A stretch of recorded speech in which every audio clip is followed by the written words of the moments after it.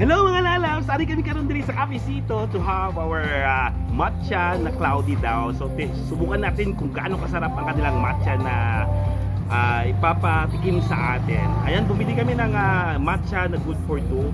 And then they are located at Magsaysay Avenue. In front lang po sila ng MCOR and sa gilid po sila ng 7-Eleven. Come on guys! Tingnan natin kung gaano kaganda ang kanilang pesto dito at saka para malaman natin kung masarap nga ba ang matcha nila. So come here!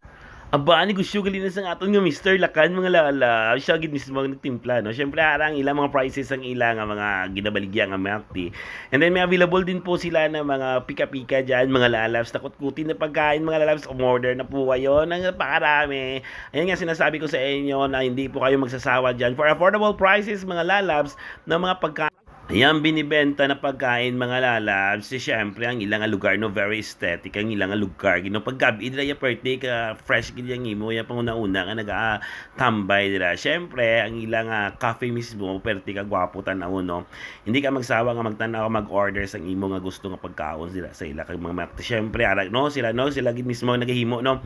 Sang aton nga order mga lalab. Ayan, puntahan niyo na po at nako makikain ho kayo sa kanila, umorder ho kayo ng murang halaga. Available po sila sa mga sizes na gusto po ninyo.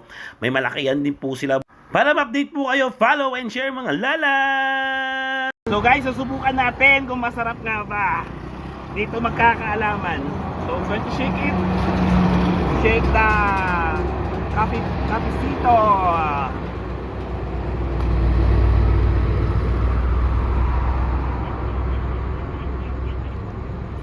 Guys, legit. Worth it! Worth it po ang pagbili nyo ng Cafecito. So ayan, subukan nyo na. See you around!